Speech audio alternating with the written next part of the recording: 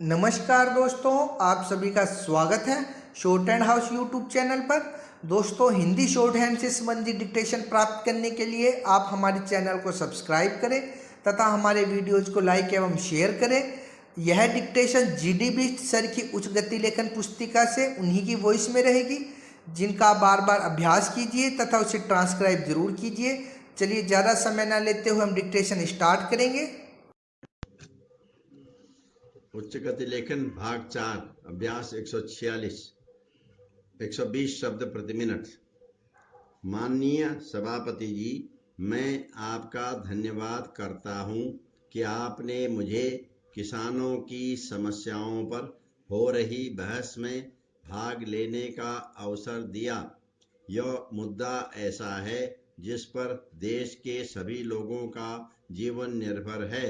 यदि हमारे किसान अनाज पैदा नहीं करेंगे तो देश की इतनी बड़ी जनसंख्या का पेट भरने के लिए हमें विदेशों से भारी मात्रा में अनाज इंपोर्ट करना पड़ेगा, जिसका हमारे पुराने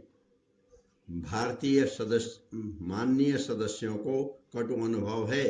आपको भी याद होगा कि अमेरिका से PL 480 के अधीन जो गेहूं आयात किया जाता था, उसको राशन की दुकानों पर लाइन लगाकर हम किस प्रकार खरीदते थे और उसके लाल आटे को नोच नोच कर खाते थे। हमें गर्व है कि हमारे किसानों ने अपना जीवन लगाकर अनाज की जो पैदावार की, उससे हम आत्मनिर्भर हो सके।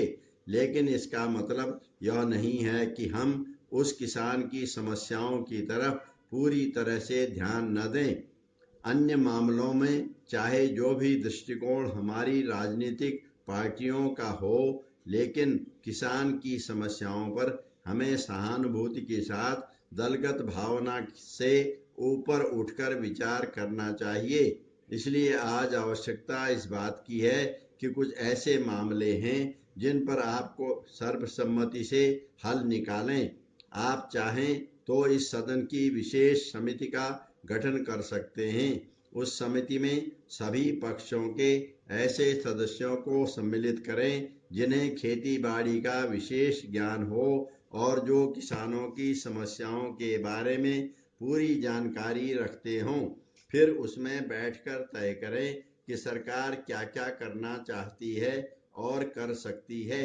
ऐसा करके कोई सर्वसम्मत हल निकालें, तब कोई परिवर्तन आएगा। यदि यह व्यवस्था नहीं की गई तो स्थिति बड़ी विस्फोटक और भयंकर होने वाली है। कृषि मंत्री जी, इसे आप भी अनुभव कर रहे होंगे। हम तो कर ही रहे हैं, क्योंकि हम रोज ही देख रहे हैं कि देश में गरीबी रेखा के नीचे रहने वालों की संख्या लगातार बढ़ती जा रही है और जो अमीर लोग हैं वे और अमीर होते जा रहे हैं। यह किस तरह का आपका समाजवाद है जहां इतनी असमानता है? पानी के क्षेत्र में पुराने तालाबों की जीर्णोद्धार की योजना है। भारत निर्माण हमारी एक महत्वाकांक्षी योजना है। हम फेडरल सिस्टम में अपना जीवन यापन कर रहे हैं। मैं एक प्रश्न पूछना चाहता हूं कि क्या केवल केंद्र सरकार की यह जिम्मेदारी है या राज्य सरकारों की कोई भूमिका होती है?